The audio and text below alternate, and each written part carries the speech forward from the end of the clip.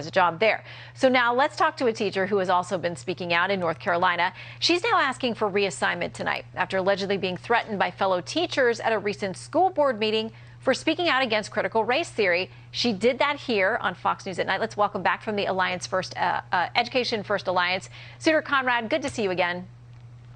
Thank you for having me again. So you came here. I know you were nervous about speaking out about what you saw as something that was very divisive, not only for students. You were worried about how the kids were going to be impacted, but you said relationships that you had with teachers who were your friends over the years. You were worried that this was dividing faculty and staff as well. You spoke out. What happened when you went home?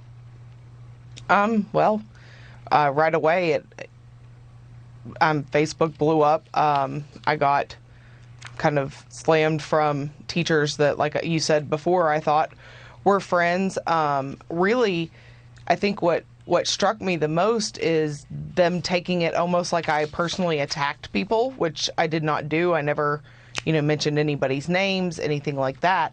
It wasn't personal about anybody I worked with at all, because this isn't about somebody I work with. It's about, the system as a whole and what's going on with that. Mm-hmm. We're having a little technical difficulty, so we can't play the video that you took, but this was at a public school board meeting.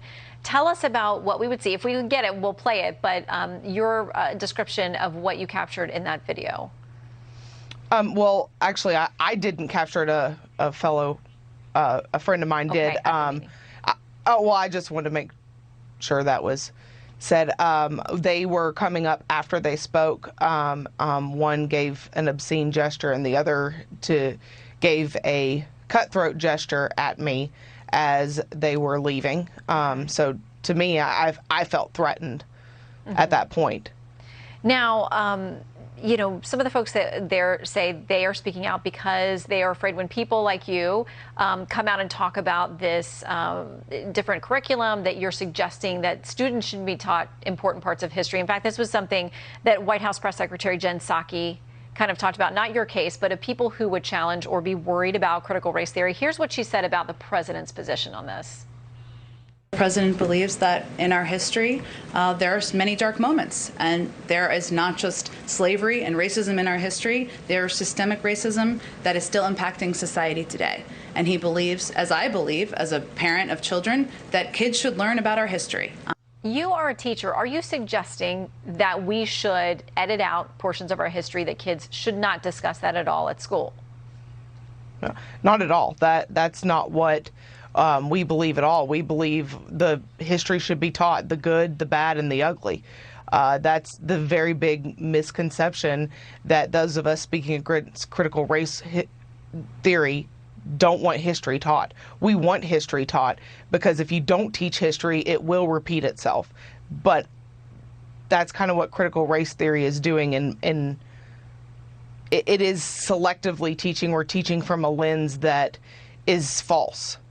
I know that you worry that your young kids who come through the classroom will view each other differently, either as victims or oppressors, instead of meeting people where they are. Are they good kids? Are they rambunctious kids? Can they see the goodness in each other, just as most kids do? Are you concerned do you feel like those concerns have been addressed, or do you feel like those are ongoing for you still? They're still ongoing because, we've been told that, we're not teaching critical race theory. It's, what are they calling it? Culturally responsive teaching. Either way, it's the same thing. It's teaching that one is better or worse than another, or one is hurting another. And I think if you start that really young, that is just, it teaches them to either dislike themselves or dislike other people. And that's not what teachers are there to do. We're there to help mold them and help them think critically for themselves and find out who they are as people. Very quickly before we have to go, will you back down? I know you faced a lot of backlash. Will you temper what you say? Will you stop teaching over this? No, that's the last thing I want to do is stop teaching. Those that have spoken out that either have been fired or have quit, that's kind of defeating the purpose. If you say you're against it and then quit, how do we keep it from happening? So yes, I want to keep teaching. That's my passion. Yeah. Well, it's what I feel like I was meant to do.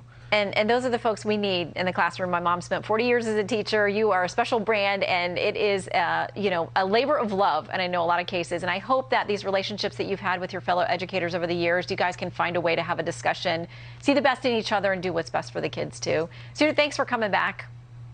Well, thank you for having me.